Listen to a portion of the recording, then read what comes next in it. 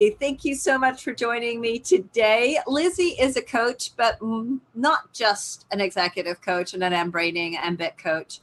You are also involved in a whole lot of marine life rescue and cleaning up the beaches and stuff that you're truly passionate about, which I don't want to get us too far off track about mBraining, but at the same time, mBraining is all about living with courage, living with compassion, living creatively in the world. So we can get as far off track as you want. So give us a little bit of background about yourself, how you got into mBraining, and how this all ties in to Coastal Blue and what you're doing in the marine life. Okay, well, that's quite a lot of questions. That's huge. Okay.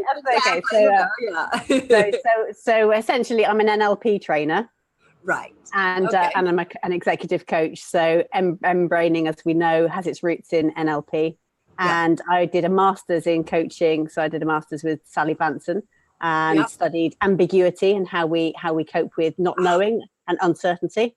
So and at that point in time, Wilbert, who's one of the mBIT master trainers, came over to the UK, and so I trained early doors as an mBraining or mBIT coach, and then became an mBIT master coach and mBIT trainer. So, so early adopter of mBIT and mBraining.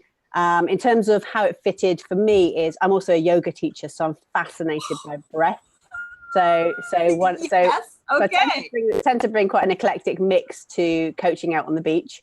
And mBIT and mBIT modality as a modality is a really powerful set of tools and techniques and approaches to helping people transcend their current limitations and live more wisely. So mBIT is one awesome modality that gets blended with a little bit of philosophical debate and using landscape metaphor. So Reb Veal, the awesome Reb Veal, kept introducing me with totally different titles yesterday to people at the NLP International Conference. And I said, Blue Health Coach. I'm a Blue Health Coach. So I use environmental psychology. Of course, yeah. And mBraining is a massive part of that. It's a huge part of that.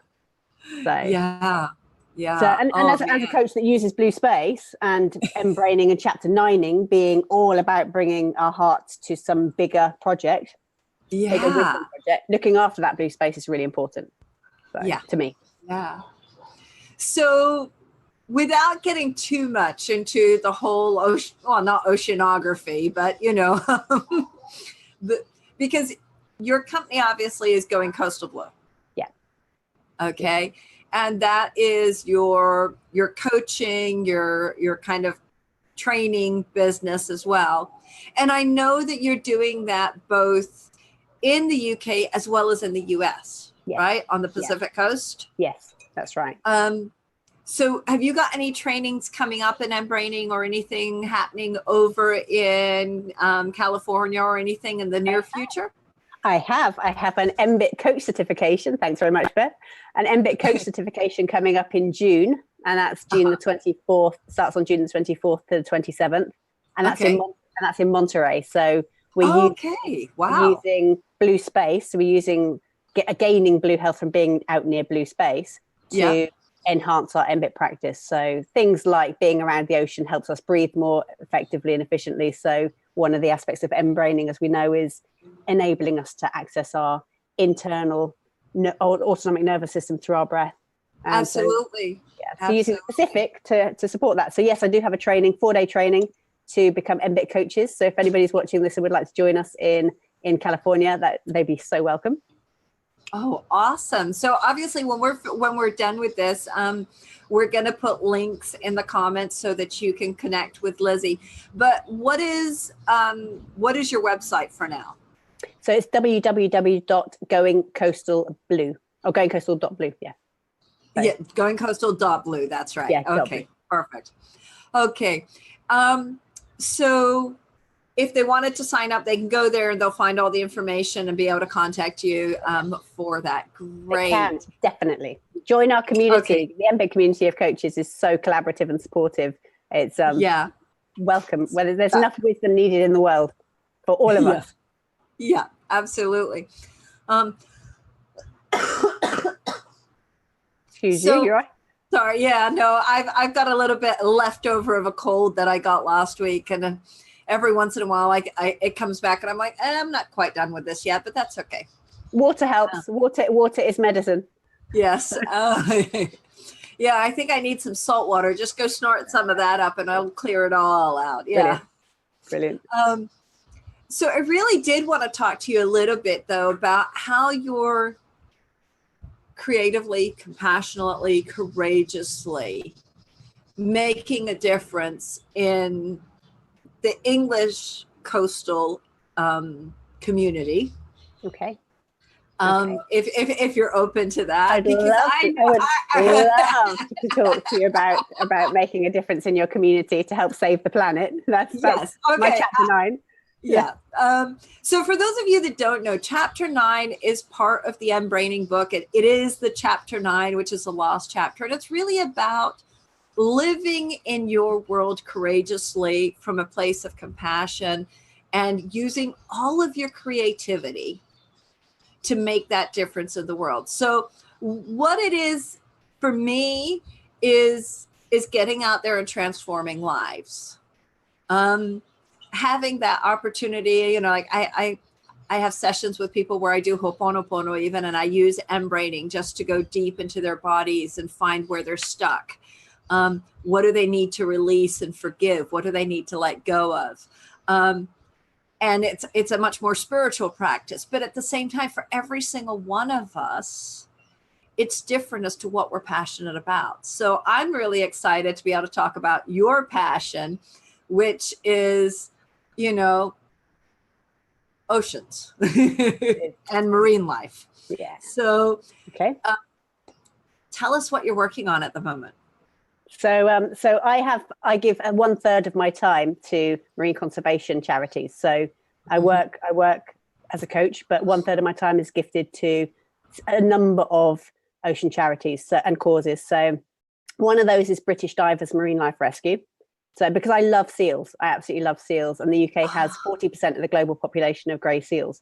So what we do as marine mammal medics is we go outside and we rescue seals that are in trouble. So it comes from the heart. So it comes from a love of seals. And when you see a seal that's stranded, you have to get pretty creative, because those seals can be in very sketchy environments, and they bite. So you've they got look rocks, and you've got waves, and you've got the seal itself that might not see you as being very helpful. Yeah, and you have to be courageous. You have to be very courageous within that. So in terms of mBIT, there's a lot of mBraining that goes on when it comes to rescuing seals. And we also, as medics, we also rescue dolphins and porpoises and cetaceans. So anything that gets stranded, so anything that has somehow ended up out of the ocean in not a great place, we're there to support it, nurture it, help it get back home, really. So that's there's a lot of mBIT and mBraining in that. And that one of the things from that is we noticed a lot of seals are getting caught up in ghost fishing net, and ghost fishing net is discarded fishing net. Yes, exactly. So I have another project called Ghostbusters, which is basically going out and again from a love of the ocean, getting ghost fishing net. And again, the creative aspect of that is we have partners that we work with who recycle that ghost fishing net into product. So it's a circular economy. So rather than things ending up in the land. Wow. So you're not actually throwing the net away. You're actually that's wonderful. So in mBIT terms, it's that whole systemic awareness of the relationship between, rather than being disconnected. It's actually about saying this is one system, and how do we make sure that we look after that system. And then I'm also a rep for Surfers Against Sewage, who are a marine conservation charity protecting recreational water, and a plastic-free communities leader for Perranporth. So that's all about engaging the community to make different choices around the products that they buy and the packaging. And it's about getting out with beach cleans and getting involved in taking action to support protecting the planet. And I think there's a big aspect of mBraining when it comes to things like hosting a beach clean, because many of the people that come to a beach clean, there's other benefits they get. They're out in blue space, so they're getting the benefits from the environment. They're with getting the exercise. And the family day, maybe, because I know that the times I've done it, it's been with my 5-year-old and teaching her about how important that is, you know. So yeah. There's And learning. I love here in Panama, as of the 20th of July, and literally they have a huge clock counting this down in one of our squares. As of the 20th of July, there's a certain plastic is now prohibited here and no plastic bags in supermarkets. And they've got this clock literally counting down the days until there's none of that happening here. And they did these massive, they reused soda bottles, and they made these massive nets out of soda bottles that float in the river and catch all the plastic waste that's floating down the river before it gets to the ocean. And I mean, they're overwhelmed at the moment because rainy season just started. So the heavy rains have just brought down masses of plastic and rubbish. Yeah. And right now they're struggling. I mean, it only started 2 weeks ago, but they're struggling right now to what to do with all the rubbish. And I guess from an mBIT point of view, how we engage communities is traditionally environmental charities are focused on guilt and shame and actually giving you sad images, whereas actually what's more sustainable is to get people to really fall in love with that space. Yes. And once you love the space, then you're more likely to look after it. You're more likely to get creative about the solutions that you come up with. And then you're going to take that individual action to say, well, actually, I can make a difference and I'm part of that system. So it might look overwhelming, but actually it has to come from a place of love. It has to come from the heart in terms of. And what I am loving is the fact that one of the TV channels here every day is doing a video of the rivers that have these nets in them and how much rubbish is coming out of it. And they've made it like a segment of their daily segment. Yeah. And awesome. I'm like, that is just amazing. Creating space. It's creating space for people to actually observe and breathe into the fact that this is a reality. This is where we are. This is where we are. And it's accessible. Plastic is part of how we're damaging our ocean. Yeah. It's not the whole picture, but it's very accessible to everybody. And it's easy to see because it's on the surface. Yeah. It's very easy to see it. Yeah. And it's a great metaphor. Yeah, it's a great metaphor. So out on the coast, how I bring that into my practice is we can see beach litter. So it's very, very evident. You can see the impact of the actions that you take, and that again enables people to question: am I living well? Am I showing up fully? And am I actually making wise choices? Whether that's their shopping choices or whether that's driving their business or their social relationships or their health, whatever it is that they've come to the beach to explore, marine litter and the state of our ocean. And it is one ocean. People talk about oceans, it's one. No, it's all connected. Yeah, I mean, even if you're looking at something like the Suez Canal, it's between two pieces of the same ocean. They go around the entire African continent. Yeah. But so that sense of disconnect is, and we know as mBIT coaches, we are all interconnected. So everything that we do matters. So that ripple effect, I would tend to use a lot of liquid type language because that's my word. But that ripple effect of every action that we have spreads out and impacts our wider health and well-being. And I guess, like you said you get a lot from doing a beach clean. My favorite story from our last beach clean was a chap who came along who's actually quite socially isolated and quite anxious, and coming to a beach clean was non-threatening. He was doing something really meaningful, and he was non-threatening even though he's socially anxious. That's amazing. Wow. And he had some great conversations and actually got some real support from that, and that was a unintended consequence of coming to a beach clean, but great social community, having sense of community, which again it's so heart-led. Yes. And I think that one of the things that I've discovered with mBraining is that, because I know I've been in dark spaces. I've started writing short stories about those dark spaces of what anxiety looks and feels like, what social isolation feels like. And when you finally start talking about it, you realize that there's so many people with it. Yeah. And so I used to hide it. I used to, ignore the aspects of how much I'd socially isolated myself when I was in a dark space and all of that sort of stuff. And now, as I've started writing about it, everyone's like, "Oh, you weren't there." And I was like, "Oh, yes, I was." I'm really good at hiding it. Yeah. I'm really good at playing to my strengths. Yeah. But the more I've talked about it, the more people I'm able to help. Yeah. And it definitely opens a door to different types of conversation.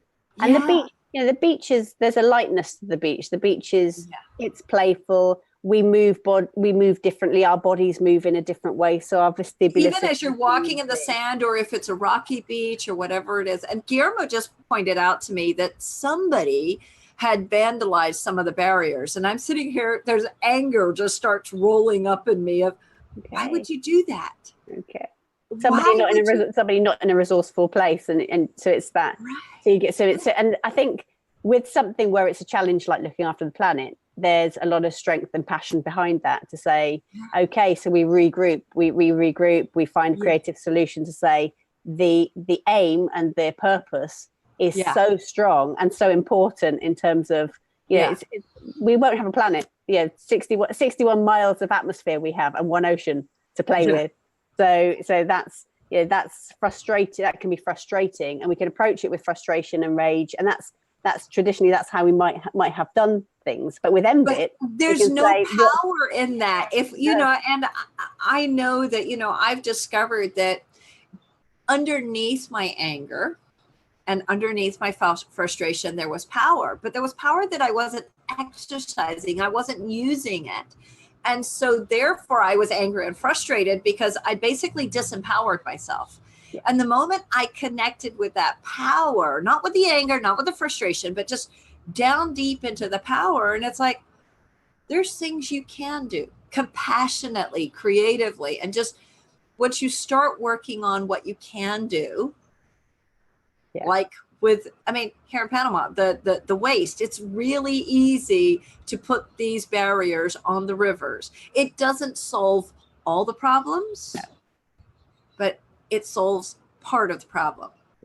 And it's knowing that you have a voice. So everything from a beach clean to lobbying a politician, it needs to come top down and bottom up. It needs to come from all those angles, but actually knowing that you have a voice. And the more we connect with our heart, the more we realize that we're not so separate from the person next door. We're not so separate. So separate. We're all floating around on this blue marble, sharing this space, and therefore we need to share it a little bit more wisely.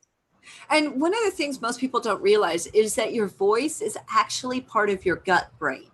And so while we think that our head is responsible for all the words and the thoughts that go into speaking, when we're not speaking our truth, the blockage is from our gut. It is. And you hear it. You hear people talking without, they're not talking with passion. They're not gesturing to their bodies. It's as if they're this floating head of ideas. And we don't need actually more facts and figures on climate change. We were talking about this at the NLP conference. We have enough information to know that we need to do something, and we can do it from that place of doing it. we can do things from a place of being perturbed and scared, or we can remind ourselves to come from a place of love. And from coming from a place of love, then we get way more creative in our ideas and to take action. So mBIT flows through everything because it's that aligned, embodied decision making in order to create change. Yeah. So if you look at your year, I know you've got June, you're going to California, Monterey, you've got the training for mBIT coaches. What else have you got on this year in your chapter 90? So I've got more mBIT courses at the back end of the year. I've got another mBIT course in the UK. I've got NLP training coming. I'm writing a book, so I'm continuing with my book writing, which is around supporting coaches to use blue space. So use the beach and the coast and environmental psychology to help facilitate change. So Yeah. a lot of language, so landscape metaphor, so using the landscape to create absolutely that voice, but finding that voice, landscape metaphor, connecting the sense of place, so actually sensing the gut, so coming into the gut to find the voice for how do you voice what's going on for you. So I have book writing, I have a Blue Health coach program that I'm writing, so that's a lot of writing. And a lot of coaching. So I do an all-day coaching adventure. So I have a few of those through the summer where people come for the whole day, and we travel 10 miles.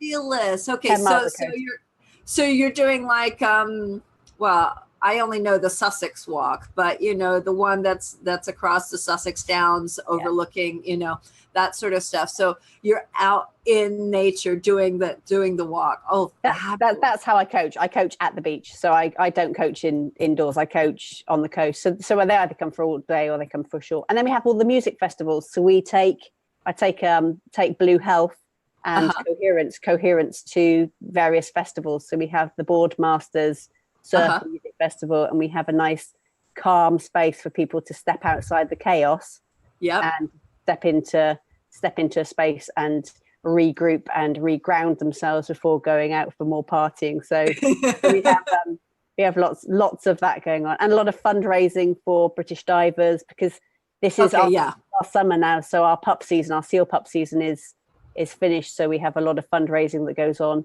a lot of events around promoting plastic-free communities. So, So that's what I was thinking. I was like, well, the summertime, you've probably got a lot happening in the coastal communities about raising awareness of keeping this not clean and green, but that healthy ocean space. Absolutely. And helping people think about how do they take that back home. So we're out in the elements all the time. Right. We are marine indicator species. That's how SAS refer to it. We are the first port of call to see the litter. But people coming to visit the coast means that they can take that awareness back to their environment. So and actually become that spark in their community, whether they're inland or whether they're at the coast, to actually help explore upstream. So swimming upstream to absolutely resolve some of the damage we've done to the planet, but also just engage their community in feeling empowered to do something to create change. Well, I mean, I know for me, because I grew up part of my childhood here in Panama, but the other part in New Zealand. And in 5th form and 6th form, we spent a lot of time on the New Zealand waterways, collecting beakers of stream water to take back to the university for testing. And they were basically testing the nitrates and the runoff in the streams to see how badly farming was affecting the waterways. And as a result of all of that, they then put on the waterways in New Zealand, at least on all the farms, a 3-meter reeds and rushes throwback of every waterway needs to have reeds and rushes to clean the runoff. Awesome. And, I grew up with that kind of mentality of this is how we treat our waterways. And so, of course, I struggle with anything else because that just seems normal to me.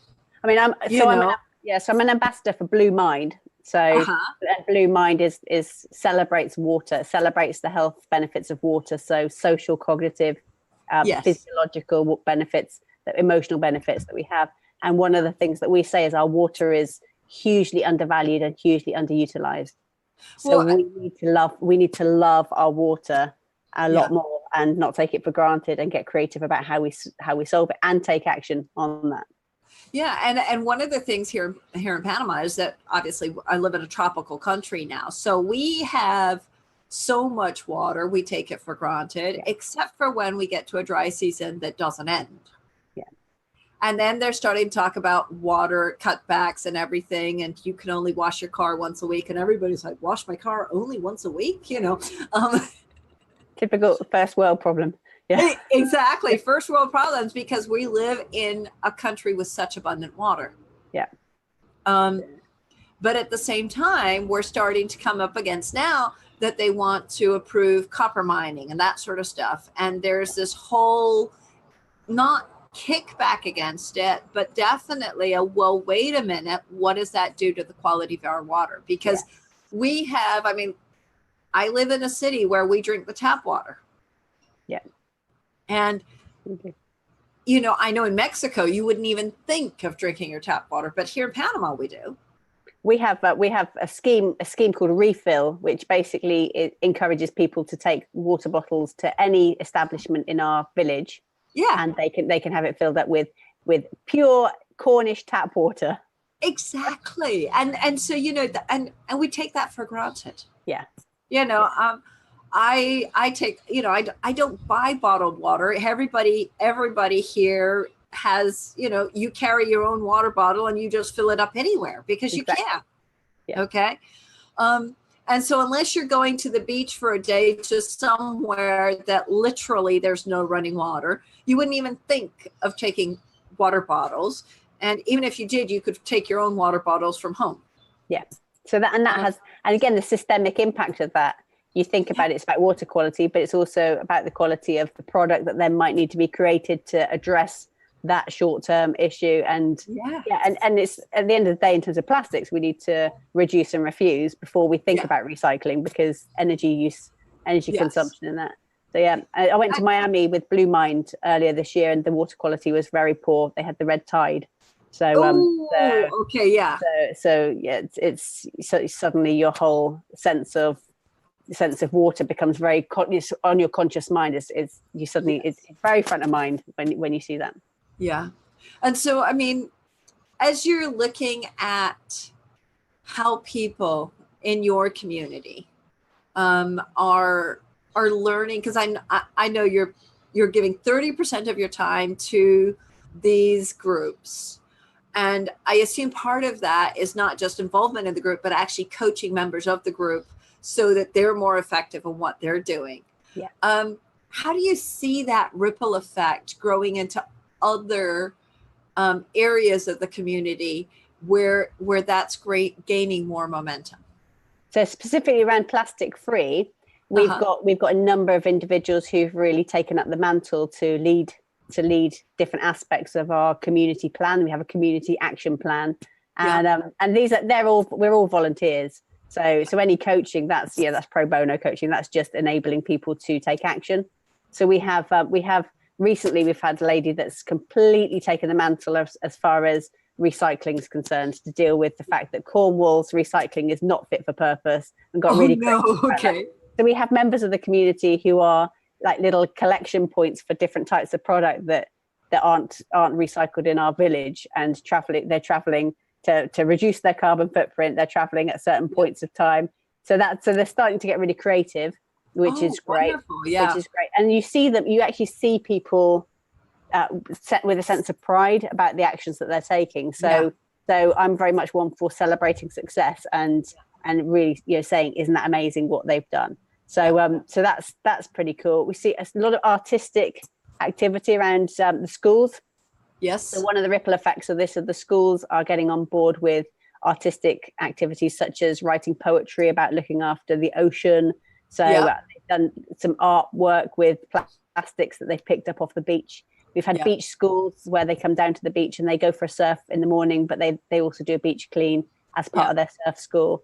So so people coming up with their own projects, which is great, because it's whether you're a community lead or not, it's actually about saying this is about what it's about empowering the community to actually do more themselves. Yes. So it's the coaching model. It's very much the coach, even though they're not my coaching clients, it's the coaching model to say, you know what, you have those resources within you. Yeah.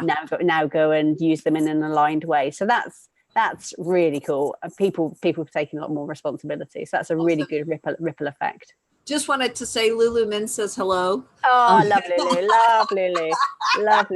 Oh, the other thing that's quite cool is there's businesses that are using the ghost fishing net. Like, it's full circle. The ghost fishing net is being made into a great product, which is locally, actually, there's local guy that's making sunglasses out of ghost fishing net. So lovely. Okay. Lulu also is doing quite a bit now by water. She lives in the beach. Yes, she's doing a lot of her yoga and meditation stuff on the water, and she's doing a lot of stuff. I mean, I always see her her groups down on the Brighton, waterfront. And I'm like, I'm so jealous.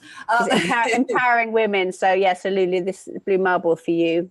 She said she's got her blue marble. This is a blue marble for you, Beth. I've got to work out how to get it to you. The blue marble represents the blue planet that we live on and our sense of connection, and a reminder to look after the blue planet, really. Yes, absolutely. Yeah.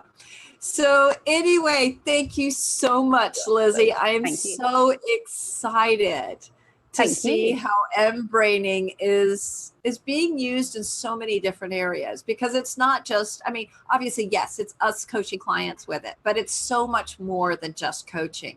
It is the way that we're living life, or as Grant would say, lifing.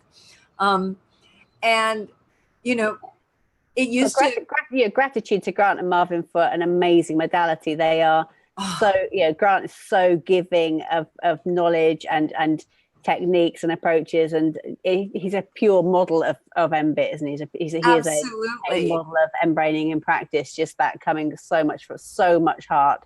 And that massive mind, exactly, which constantly amazes me of how much information you can store in that mind, and then make sense. That courage to share that, and say, exactly that ripple effect to say, go out and make this your own. Make mBIT is hybrid. It's a hybrid modality, and weave it into how you live your life. Exactly. And so that to me is the beauty of it, of being able to weave it into so many different aspects of life. Because like I said, I use it with Ho'oponopono, with EFT, and those kinds of modalities, which is, even taking it into spiritual practice, and at the same time, there's others that are using it in sports, and, it is simply the way you're doing life. And that for me is the real beauty of it, of being so in touch with yourself and what you're passionate about and what you're loving, what you love, that then you can be compassionate to everyone around you and really be community minded. And there's one thing that Grant says, it's having that worldview, but acting on it in your community. Yeah. Awesome. So thank you so much, Lizzie. Namaste, my friend. Yes, this has been beautiful. Thank you so much. And to those of you that have joined us today, thank you so much for being here, watching us today. I hope you've enjoyed this as much as I have. Cool. Bye-bye. Thank you. Thanks. Bye-bye.